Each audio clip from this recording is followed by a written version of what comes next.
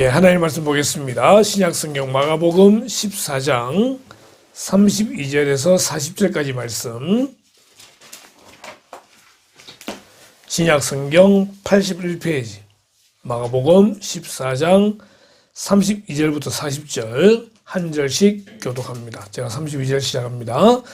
그들이 겟세마네라 하는 곳에 이르매 예수께서 제자들에게 이르시되 내가 기도할 동안에 너희는 여기 앉아 있으라 하시고 베드로와 야고보와 요한을 데리고 가실새 심히 놀라시며 슬퍼하사 말씀하시되 내 마음이 심히 고민하여 죽게 되었으니 너희는 여기 머물러 깨어 있으라 하시고 조금 나아가사 땅에 엎드리어 될 수 있는 대로 이때가 자기에게서 지나가기를 구하여 이르시되 아빠 아버지여 아버지께는 모든 것이 가능하오니 이 잔을 내게서 옮기시옵소서. 그러나 나의 원대로 마시옵고 아버지의 원대로 하옵소서 하시고 돌아오사 제자들이 자는 것을 보시고 베드로에게 말씀하시되 시몬아 자느냐 네가 한 시간도 깨어 있을 수 없더냐. 시험에 들지 않게 깨어 있어 기도하라. 마음에는 원이로되 육신이 약하도다 하시고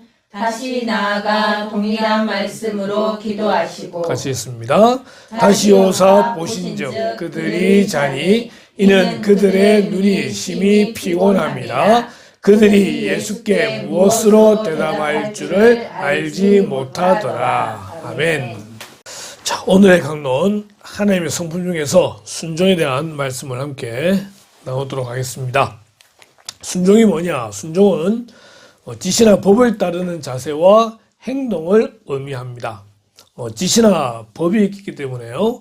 누군가와 관계되어지는 그런 상호의 그런 관계가 있다는 걸 볼 수 있습니다. 성품으로서의 순종입니다. 지시와 법은 하나님, 부모님, 혹은 선생님과 같이 권위 있는 존재에게서 오는 것입니다.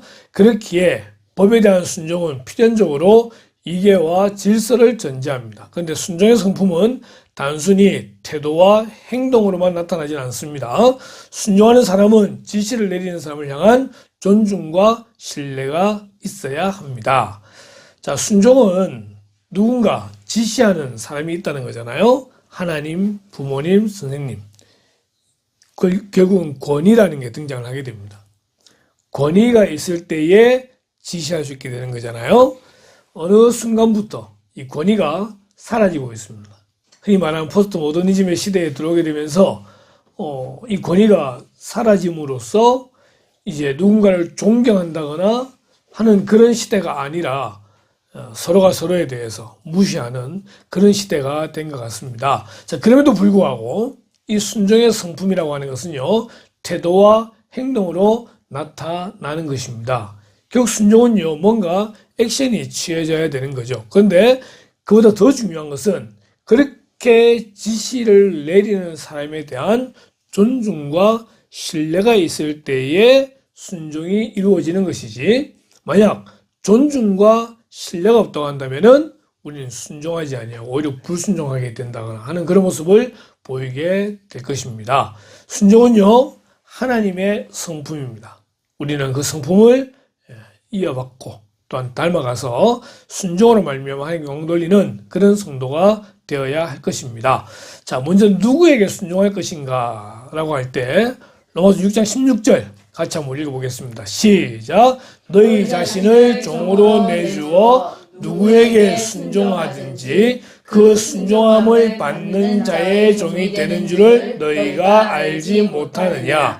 혹은 죄의 종으로 사망에 이르고 혹은 순종의 종으로 의에 이르느니라. 아멘. 자, 순종하는데 순종함을 받는 자의 종이 된다는 것입니다. 우리가 누구에게 순종하냐에 따라서 선한 종이 될 수 있기도 하고 악한 종이 될 수도 있습니다. 이게 보니까 죄의 종으로 사망에 이른다는 거예요.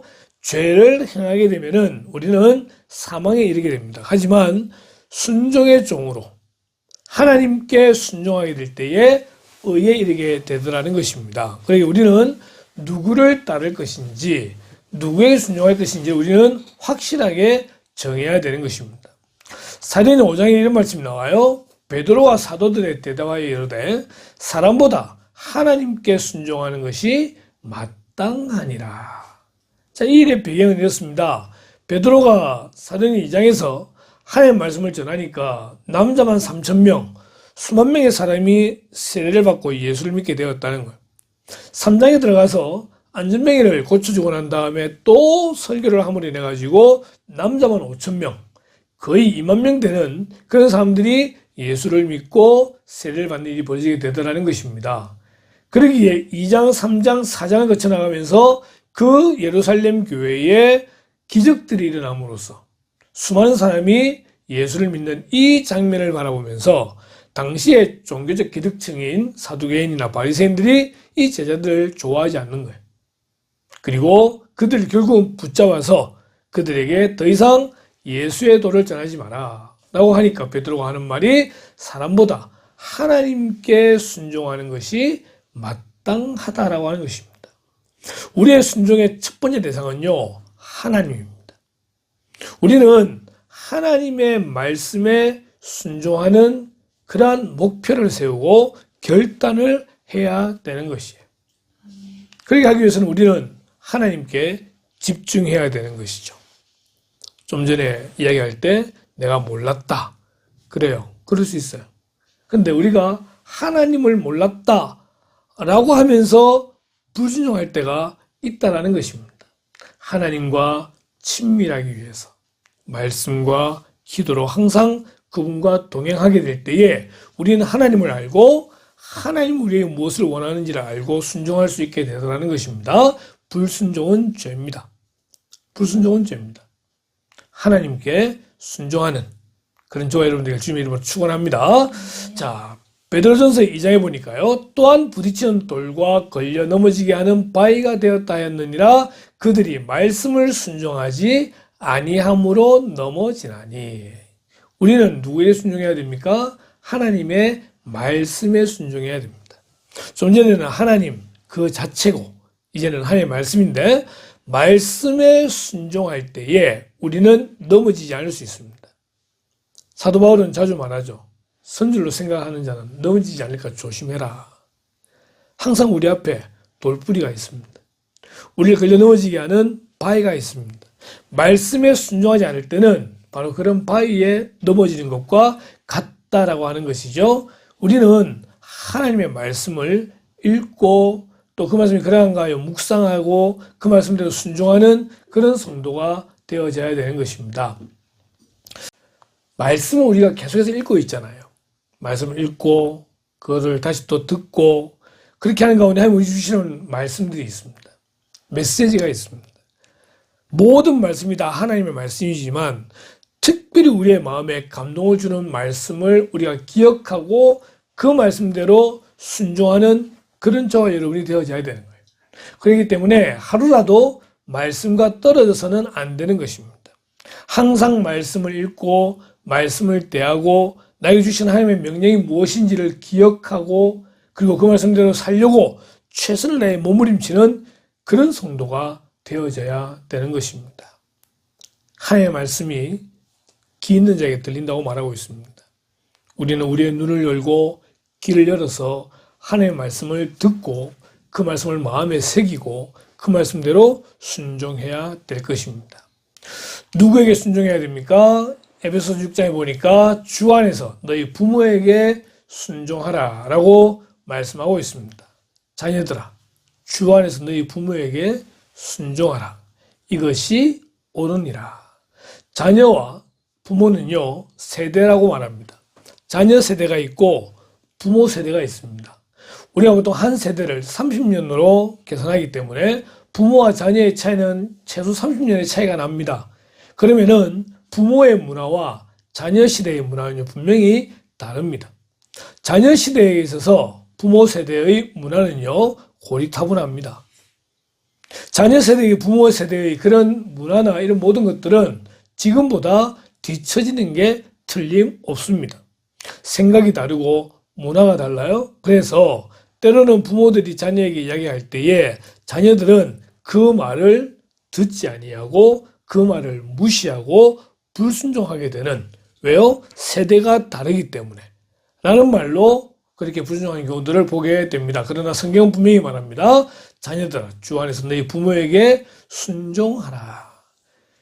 죄를 짓도록 시키는 것이 아니고 하나님과의 관계 속에서 그 관계를 끊어지도록 만드는 것이 아니라고 한다면은 주 안에서 부모에게 순종해야 됩니다.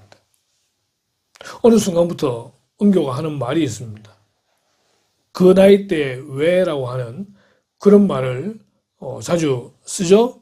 그런 말 하지 말라고 이렇게 이야기해요. 왜 그래야 되는데 그러지 말고 그냥 얘라고 이야기해라. 부모의 권위를 이야기하죠. 여러분, 자녀들은 항상 자기들이 가장 똑똑한 줄 알고 있습니다. 하지만 아무리 배우지 못했다 할지라도, 아무리 학력이 낮다 할지라도, 아무리 가진 것이 없다 할지라도 하나님이 주신 부모님이기에 그 부모님의 말씀에 순종하는 것이 옳다라고 하는 것입니다. 누구에 순종해야 됩니까? 베드로전서에는요, 아내들아 이와 같이 자기 남편에게 순종하라. 이는 혹 말씀을 순종하지 않는 자라도 말로 말미암지 않고 그 아내의 행실로 말미암아 구원을 받게 하려 함이니. 남편에게 순종하라는 거예요. 근데 순종하는 이유가 뭐냐면은 남편의 구원을 위해서입니다. 혹 말씀을 순종하지 않는 자라도 말로 말미암지 않고 그 아내의 행실로 말미암아. 절대 행실로 구원받는다는 것이 아닙니다. 그 행실로 말미암아 그 남편이 아내가 믿는 하나님을, 아내가 믿는 예수님을 믿고 구원에 이룰 수 있기 때문에 아내들에게 남편에게 순종하라라고 말하고 있습니다. 요즘 자주 그런 말들을 듣기도 하고 하게 되기도 하고, 이제 택시 타는 뒤에 손님들이 이야기할 때마다 그런 이야기를 하는 것이 뭐냐면은 남자들이 아내의 말을 잘 듣지 않는데요. 언제부턴가 강한 여자 이런 게 부각이 돼가지고 남자들이 말을 듣지 않아가지고 손해를 보는 그런 많은 이야기들을 보게 됩니다. 그래서 아내의 말을 들으면은 뭐 떡 하나라도 더 생기는 그런 이야기들이 너무나 자연스럽게 나오게 되는데, 그래요.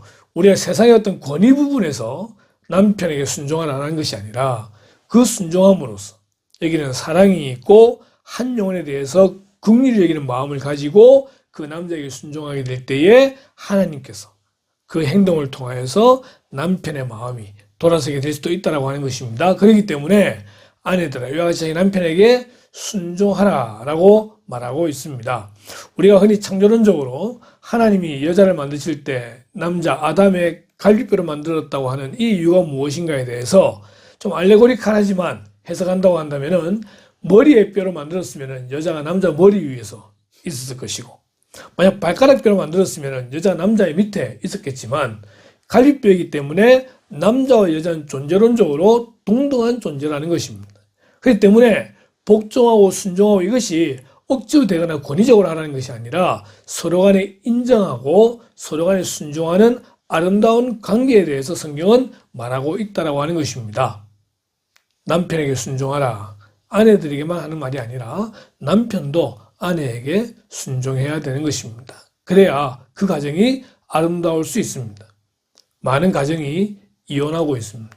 그 이혼의 가장 주된 이유는 아직까지 내가 살아있기 때문에 그렇습니다. 서로를 인정하지 아니하고 나만 잘났고 그런 마음들이 결국은 헤어지게 만드는데 얼마나 많은 가정들이 그런 아픔을 겪는지 모릅니다. 힘들 수 있습니다. 같이 있는 것보다 때로는 헤어지는 게 나을 수도 있기도 합니다. 그러나 이 사회 전체 문화가 이런 방향으로 가는 것은 분명히 아니다라고 하는 것이죠.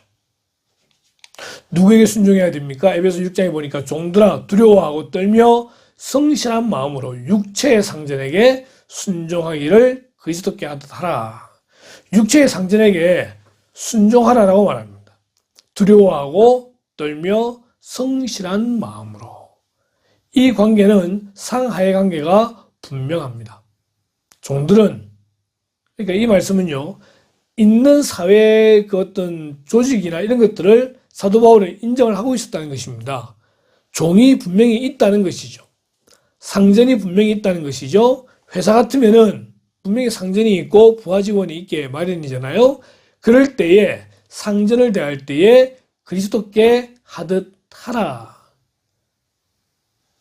결국은 아까 부모에 대한 말처럼 주 안에서 부당한 또는 죄와 관계된 것들과는 관계되지 않는다고 한다면은 그 육체의 상전의 말에 순종하는 게 필요하다라고 말하는 것입니다. 더 나아가서 이 같은 사람들과 또 함께 일하며 수고하는 모든 사람에게 순종하라라고 되어 있습니다. 아내가 남편에게 또는 종이 주인에게 순종하는 것은 당연한 거잖아요. 당연한 건데 하나 더 나아가서 모든 사람에게 순종하라라고 사도 바울은 말하고 있습니다. 결국 우리에게 순종의 대상은 모든 이들이다라고 보면 됩니다. 내가 높은 것이 아니라 내가 더 낮아지고 낮아져야 된다라고 말하는 것이죠. 네. 정치적인 이야기 나올 뻔했는데 여기는 스톱시키겠습니다. 어디까지 순종할 것인가? 빌립보서 2장에 보니까요. 오히려 자기를 비워 종의 형체를 가지사 사람들과 같이 되셨고 사람의 모양으로 나타나서 자기를 낮추시고 죽기까지 복종하셨으니 곧 십자가에 죽으십니다. 예수님의 모습입니다. 예수님은 이 6절에 보니까 하나님과 동등하셨다는 거예요. 본체가 하나님이세요. 그런데 하나님과 동등됨을 여길 것으로 취하지 아니하시고 오히려 자기를 비워 종의 형체를 가지사 사람들과 같이 되셨다는 거예요. 왜요? 그렇게 해야 죽을 수 있기 때문에 그렇습니다. 예수님은 하나님이시기 때문에 죽을 수 없어요. 사람의 모든 죄를 용서해 주기 위하여 죽으셔야 되는데 그렇게 되기 위해서 자기를 비우고 인간이 되셔야만 했다라고 하는 것입니다. 이것이 성부, 성자, 성령, 삼위 하나님 간의 협약입니다. 그래서 예수님은 성부 하나님의 그 말씀에 순종해서 인간의 몸을 입고 종의 형태로 이 땅에 오셨다라고 하는 것이죠. 이것이 순종입니다.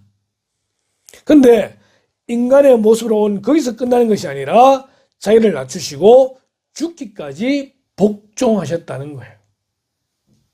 십자가에 죽으시는 것은 자발적이기도 하지만은 아버지의 그 말씀에 순종하는 그런 아들의 모습이자 종의 모습이었다는 것입니다. 순종한다고 한다면은 이렇게 죽기까지 순종하는 것이 참된 순종이다. 근데 우리는 순종할 때마다 마음에 뭔가가 남아있어요. 때로는 안 익었고, 더럽고, 메스껍고, 치사하고, 유치하고, 이게 아담의 치유 아닙니까? 그런 모습으로 우리는 순종하면서도 뭔가 찝찝하게 순종하는 그런 마음이 있어요. 어느 누구는 99.9%는 참된 순종이 아니라 그러는데 그렇게 해서 순종하는 게 어디예요, 그죠? 라고 우리는 생각을 합니다. 근데 예수님은 100% 죽기까지 순종하셨다는 것입니다. 오늘 본문에 보니까 이렇게 되어 있어요. 조금 나아가서 땅에 엎드려 될 수 있는 대로 이때가 자기에게서 지나가기를 구하였다는 거예요. 어디예요? 겟세마네 동산이에요. 지금 이 밤이 지나고 나면은 내일 새벽에 잡히게 될 것이고 내일 아침에 십자가의 죽음을 당하게 될 거예요. 왜? 그렇게 해야만 모든 인류를 구원할 수 있는 길이 완성이 되는 거니까. 근데 그렇게 되기 위해서는 내가 죽어야 되는 거예요. 죽는데 어떻게 돼요? 빌라도의 그 광장에서 채찍으로 39대를 두드려 맞고 자기가 질 그 40km의 십자가를 지고 그리고 그 거의 2km쯤 되는 길을 걸어서 올라갔다가 모든 사람 보는 데서 옷이 벗김을 당하고 못에 찔려 죽어야 되는 그 비참하고도 수치스러운 그 죽음을 생각할 때에 할 수 있으면은 벗어나고 싶다는 거예요. 이때가 자기에게서 지나가기를 구하였다는 거예요. 아버지께는 모든 것이 가능하오니 이 잔을 내게서 옮기시옵소서. 하나님 그것이 가능하잖아요. 아버지 그것이 가능하잖아요. 그러니까 이 방법 말고도 뭔가 다른 방법을 그냥 만들어내면 좋겠습니까? 이 잔을 제게서 옮겨주십시오. 그런데 그 다음 기도가 뭐죠? 그러나 나의 원대로 마시옵고 아버지의 원대로 하옵소서. 아버지의 원대로 하옵소서. 예수님도 아닌 걸 알아요. 아는데 너무나 그 길이 힘든 길이니까 그것을 어쨌든 벗어나기 위해서 하나님께 기도하지만 결국은 나의 원대로 마옵시고 아버지의 원대로 하옵소서. 이것이 기도입니다. 기도는 내 뜻을 관철시키는 게 기도가 아니에요. 기도는 하나님의 뜻이 나를 통해 이루어지게 하옵소서. 이게 기도예요. 예수님은 십자가에서 큰 소리를 지르시고 숨지시게 됩니다. 오늘 종료주일인데 이 종료주일을 지나고 나서 이제 금요일 되면은 예수님이 잡히시고 십자가에 죽임을 당하시는 우린 그날을 기념하게 될 것입니다. 그래서 이번 한 주는 고난주간으로 지키게 될 텐데 예수님은 이 땅에 오셨던 그대로 십자가에 못 박혀 죽으심으로 100% 완전한 그분의 순종을 하시는 것을 보게 됩니다. 우리는 볼 때에 이렇게 결국은 죽으셨구나 라고 끝낼 수 있습니다. 그런데 이 순종함으로 얻게 되는 결과가 무엇입니까? 요한복음 12장 24절 같이 읽습니다. 시작. 내가 진실로 진실로 너희에게 이르노니 한 알의 밀이 땅에 떨어져 죽지 아니하면 한 알 그대로 있고 죽으면 많은 열매를 맺느니라. 아멘. 한 사람의 순종함을 통해서 수많은 열매를 맺게 된다라고 하는 것입니다. 한 사람 아담의 불순종으로 말미암아 죄가 이 땅에 들어와 사망이 왕노를 하다가 이제 다시 한 사람의 순종함으로써 모든 이들에게 생명이 주어지게 되더라는 것입니다. 순종은 이런 역사를 만들어냅니다. 불순종할 수 있어요. 나는 살 수 있겠죠. 그러나 거기에는 어떤 역사도 나타나지 않습니다. 그런데 순종할 때에 때론 그것이 내가 죽는 일이 될 수도 있겠지만 하나님은 그곳에서 많은 열매를 맺게 하시더라는 것입니다. 순종은요, 희생을 동반합니다. 어떤 희생도 없는 순종은 바른 순종이 아닙니다. 때로는 물질이, 때로는 육체가, 때로는 시간이 무엇이든지 헌신되어질 때 그것에 참된 순종이게 될 것이고 하나님 그 순종을 통해서 귀한 열매를 맺게 하실 것입니다. 예수님은 십자가에 죽기까지 순종하심으로써 그분을 통하여 수많은 열매가 맺히는 결과를 이미 보셨고 또한 알고 계셨던 것을 우리는 보게 됩니다. 왜 순종해야 됩니까? 로마서 8장에 우리가 알거니와 하나님을 사랑하는 자고 그 뜻대로 부르심을 입은 자들에게는 모든 것이 합력하여 선을 이루느니라. 하나님을 믿을 때 순종할 수 있어요. 하나님을 믿지 않는 사람은 온전히 순종할 수 없어요. 그런데 하나님을 믿는 자가 왜 순종할 수 있냐면은 그 순종을 통하여 하나님이 어떻게 선을 이루실 줄을 믿고 있기 때문에 순종할 수 있다는 거예요. 때로는 억지로라 하더라도 순종하게 될 때에 그 순종을 통해 하나님은 열매 맺으시는 것을 알고 있기 때문에 우리는 순종해야 되는 거예요. 불순종보다는요, 순종이 아름답습니다. 주 안에서. 하나님의 영광을 위하여 우리는 순종할 수 있다는 것입니다. 에베소 4장에는요, 오직 사랑 안에서 참된 것을 하여 범사에 그에게까지 자랄지라 그는 머리니 곧 그리스도라. 순종할 때 잘하게 됩니다. 잘하게 됩니다. 불순종하면은 잘함이 없습니다. 그러나 순종할 때에 잘하게 되는 것이죠. 16절에 그 몸을 자라게 하며 사랑 안에서 스스로 세우느니라. 순종할 때에 성장하게 됩니다. 순종할 때 성장하게 됩니다. 그래서 우리는 하나님의 말씀에 순종하고 모든 삶에 순종해야 되는데 그 이유가 너무나 분명합니다. 하나님이 행하실 일을 기대하고 하나님 몸된 교회를 세우고 그리고 세움을 받는 자라게 되는 그 모든 일들을 위해서 우리는 순종하는 성도가 되어야 되더라는 것입니다. 완전한 순종의 기적을 보십시다. 히브리 11장에 보니까요. 믿음으로 유월절과 피 뿌리는 예식을 정하였으니 이는 장자를 멸하는 자로 그들을 건드리지 않게 하려 한 것이며 무슨 일입니까? 이스라엘 백성들이 애굽 땅에 있을 때 그들이 출애굽하기 전에 마지막 10번째 재앙이 퍼부어지게 됩니다. 그 10번째 재앙은 장자의 죽음입니다. 근데 그 장자의 죽음을 피하기 위해서 어떻게 합니까? 한 집에 모이고 그 집안의 숫자대로 양을 잡고 그 피를 우슬초로 해서 문 지방과 임방에 바르고 그 다음에 안에 모여서 고기를 먹고 쓴나물을 먹고 하는 그런 예식들을 지켜라고 했어요. 이스라엘 백성들이 그 말을 무시할 수도 있습니다. 그러나 그들은 그 모세의 말에 하나님 말씀에 순종함으로써 구원을 받게 되더라는 것입니다. 모든 애굽의 집안의 장자가 다 죽는 그 울부짖음 있는 그 애굽에서 이스라엘 사람들은 죽지 아니하고 6월절에 그 의식을 통하여 출애굽하는 그런 역사를 맞이하게 되더라는 것입니다. 29절에 믿음으로 그들은 홍해를 육지같이 건넜다는 것입니다. 앞에 홍해가 놓여져 있어요.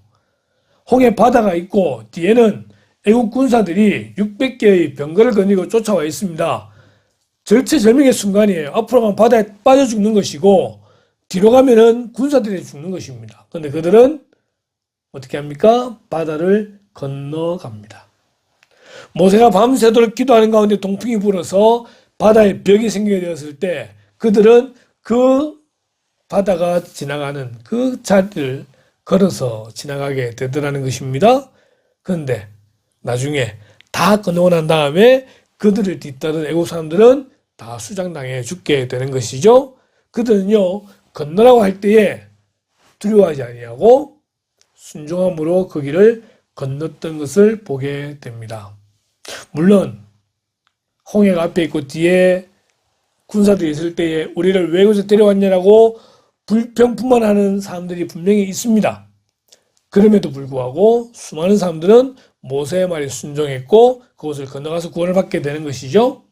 30절에 믿음으로 7일 동안 여리고를 도니 성이 무너졌다고 말합니다. 이제 모세가 죽고 여호수아가 리더가 되어서 가나안 땅 입구에 도착을 했습니다.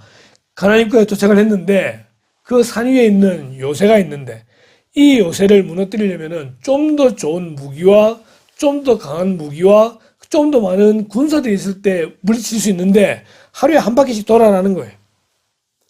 6일 동안 한 바퀴씩 돌고 마지막 날 7바퀴를 돌아라는 거예요. 혹자들은 한 바퀴 돌 때 3시간이 걸린다고 말합니다. 하루에 3시간씩 돌고 마지막 날은 하루 종일 돌았을 거예요. 그리고 그들은 말 한마디 해서는 안 되는 거예요. 그냥 겉으로 보게 되면은 뭐 하는 짓인지 몰라요. 전쟁을 하자는 것인지 왜 이런지 모르지만 그들은 순종했다는 것입니다. 순종했을 때 여리고가 무너지는 것을 직접 눈으로 보는 그런 기적을 체험하게 되었다는 것입니다. 내 생각과 달라요. 6월절이 그러하고 홍해를 건너는 게 그러하고 여리고성 도는 것도 내 마음과는 분명히 다르고 흔히 말하는 상식과는 전혀 다른 거예요. 그러나 순종하라고 했을 때 그들은 그런 기적을 체험하게 되었다는 것입니다. 열왕기하 5장에는 나아만이라는 장군이 등장하게 됩니다. 아람 나라의 군대 장관인데 문둥병이 걸렸습니다. 한센병이 걸렸습니다. 이야기를 들어보니 그 이스라엘에 가게 되면은 용한 선지자가 있는데 그 선지자의 말을 들으면은 아무도 나올 수 있는 방법이 있을 거라고 예전에 포로 잡아왔던 자기 집의 여종에게서 말을 듣게 됩니다. 그래서 온갖 보물을 싸들고 갔어요. 갔는데 엘리사가 쳐다보지도 아니하고 가서 저기 요단강에 7번 씻으라고 말하니까 나아만이 화가 났습니다. 내가 있는 아람 나라만 하더라도 이거보다 더 좋은 호수나 연못이 얼마나 많은데 온천도 있을 수 있는데 아니 그런 곳이 있는데 왜 그런 더러운 곳에 가서 씻으라고 어떻게 이렇게 나를 대할 수 있느냐 하고 돌아가게 될 때에 그의 종들이 나와서 말하여 이르되 내 아버지여 선지자가 당신에게 큰일을 행하라 말하였다면 행하지 아니하였으리이까 그랬겠죠. 한센병을 고치기 위해서 이거 해라 저거 해라 다 하라고 했으면 했을 거예요. 근데 그 가서 씻으라고 하면 그게 무슨 큰 거냐고 그냥 씻으면 되지 않느냐고 하물며 당신에게 이르기를 씻어 깨끗하게 하라 함이리까 이에 나아만이 내려가서 하나님의 사람의 말대로 요단강에 7번 몸을 잠그니 그의 살이 어린아이의 살같이 회복되어 깨끗하게 되었더라. 순종할 수 없는 상황이에요. 나만의 생각으로도 이거는 말이 되지 않는 거예요. 용한 의사에게 가라는 것도 아니고 치료받아라는 것도 아니고 그냥 가서 씻어라. 말이 되지 않지만 나만이 순종하였을 때에 그런 기적을 체험하게 되었다라는 것입니다. 누가복음 5장에는요. 예수님께서 베드로에게 말씀하시죠. 깊은 데로 가서 그물을 내려 고기를 잡아라. 때는 바야흐로 아침입니다. 고기는 얕은 곳에 있어요. 그런데 40년 동안 어부였던 베드로에게 30년 동안 목수였던 사람이 고기 잡는 법을 설명해 줄 때에 베드로가 뭐라 말합니까? 선생님, 우리들이 밤이 새도록 수고하였으되 잡은 것이 없지만은 말씀에 의지하여 내가 그물을 내리리이다. 자기의 모든 경험, 지식 다 버린 거예요. 단지 말씀에 의지하여 그물을 던지겠다고 행동을 취했을 때에 고기를 잡은 것이 심히 많아 그물이 찢어지는지라. 요한복음 2장에는요. 예수님이 한 잔치집에 가셨는데 그 집에 포도주가 떨어진 겁니다.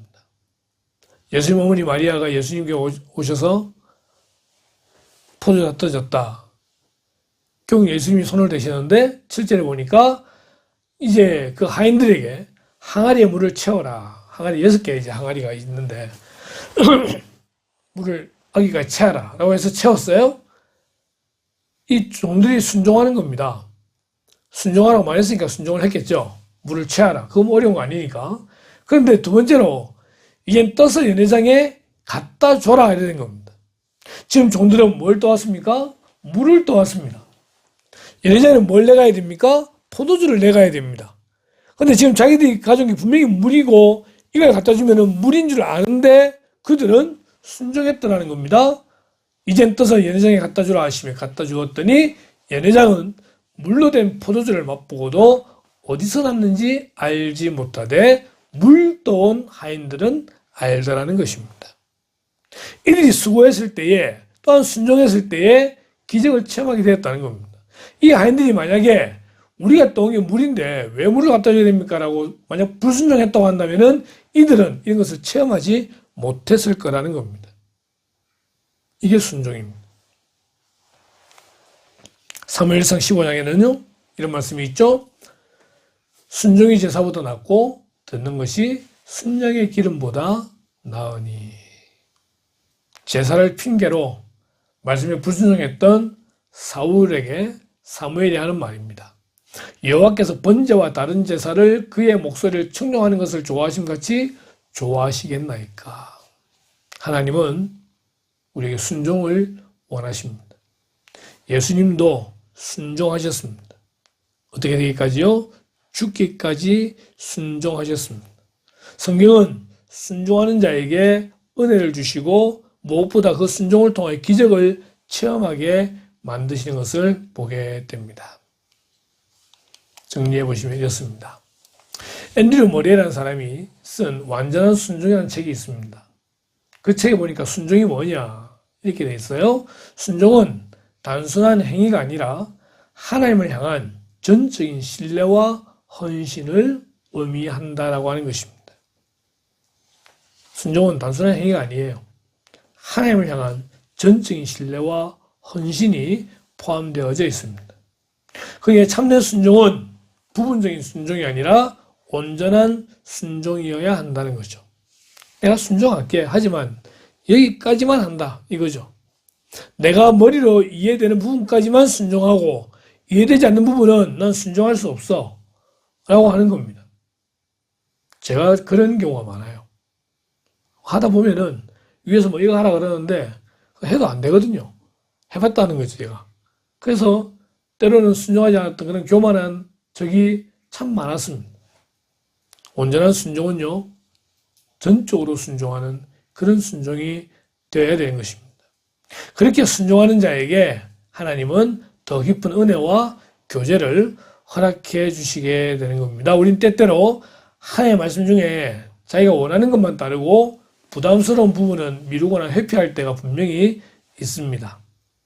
앤드류 머레이는요, 부분적인 순종은 결국 불순종과 다름없다라고 말을 합니다. 우리는 전적으로 순종하는 그런 성도가 되어야 하는 것입니다. 순종의 원리가 몇 가지 있는데 첫 번째는요, 하나님의 뜻을 아는 것이 중요합니다. 그러기에 우리는 성경으로 들어가야 됩니다. 순종하려면 먼저 하나님 말씀을 알아야 하기 때문에 성경을 읽고, 그리고 읽고 나면 기도할 때 주시는 그 하나님의 뜻을 깨닫게 하시는 지혜에 따라서 우리는 순종하는 성도가 되어져야 되는 거예요. 순종은 하나님 말씀을 알고 그 뜻에 따르는 것이 진정한 순종이 되더라는 것입니다. 순종은 즉각적이어야 됩니다. 하나님께서 말씀하시면 머뭇거리지 말고 즉시 순종해야 합니다. 그렇게 할 때에 그곳에 놀라운 은혜가 주어지게 됩니다. 미국에서 욕을 참 많이 듣는 사람이긴 하지만 그냥 믿음이 참 좋았다고 말했던 록필러라는 사람이 있습니다.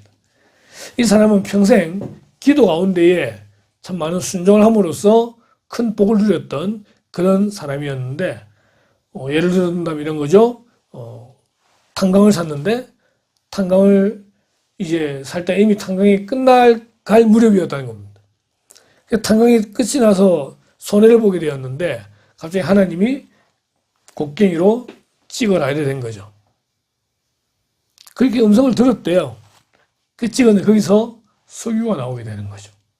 그래서 석유의 재벌이 되는 그런 이야기들도 있기도 하고, 즉각적으로 순종하지 않았으면은 못 보았을 그런 거잖아요. 그죠? 물론 이런 이야기가, 이 예화가 맞을지는 잘은 모르겠지만 우리에게 주시는 그때그때 할 말씀이 있습니다.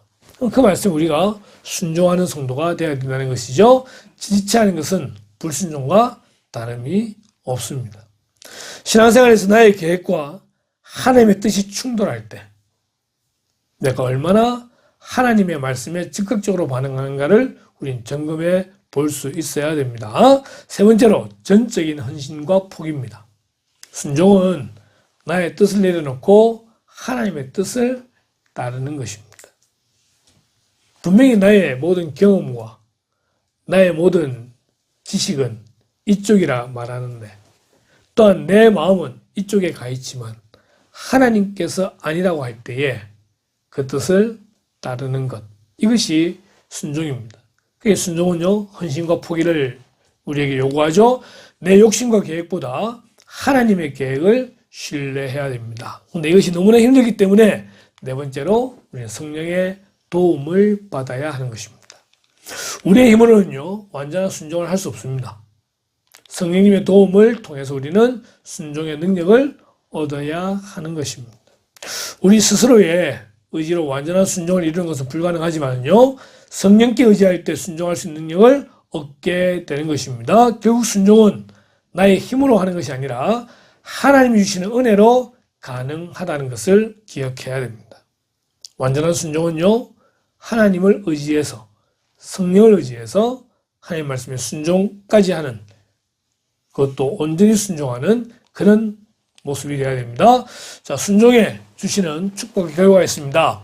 첫 번째, 하나님과의 친밀한 관계가 형성이 됩니다. 왜냐하면 이를 위해서 말씀을 봐야 되고 기도해야 되고 계속 하나님과 교제해야 되기 때문에 더욱더 친밀한 관계가 형성이 되죠. 그리고 순종함으로 인해서 마음에 또한 삶에 평안과 기쁨이 넘치게 됩니다. 불순종하면요, 마음이 찝찝합니다. 내 뜻대로 뭔가 된 것 같은데 찝찝해요. 근데 순종하고 나면은요, 설령 내 마음대로 안 됐다 할지라도 마음에 평안이 주어지는 것을 보게 됩니다. 하나님의 복과 인도를 경험하게 되고요, 이 일을 통해서 영적인 성장이 이루어지게 되는 것입니다. 한 단계 더 가게 되는 것이죠.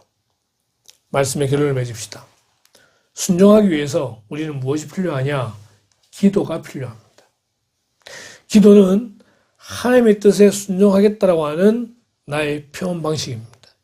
기도를 통해서 성령의 도우심 받을 때 우리는 능히 순종할 수 있게 되는 것입니다. 여러분, 순종은요, 결코 쉽지 않습니다. 하지만 우리는 하나님의 자녀들로서 그분의 성품을 본받고 닮아가야 된다고 할 때에 우리 순종이라는 단어, 특별히 이번 한 주간 고난주간을 보내면서 죽기까지 순종하셨던 주님의 그 순종의 모습을 나로 닮아가게 하옵소서. 그런 기도 가운데 은혜를 누리는 한 주간 되기를 주님의 이름으로 축원합니다. 기도하겠습니다. 하나님 쉽지 않은 말씀을 나눕니다.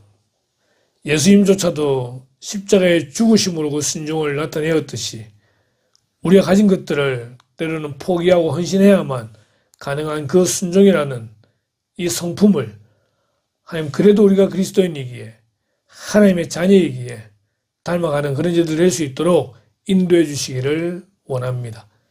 우리 각자가 속한 직장에서, 가정에서, 교회에서 또한 이 나라와 민족 가운데에 우리가 해야 될 순종함의 모습이 하나님 분명히 드러날진데 그대로 순종할 수 있는 그리함으로 말미암아 하나님이 예비하신 은혜를 누릴 수 있는 그런 죄들 될 수 있도록 인도하시기를 원합니다. 고난 주간을 시작합니다.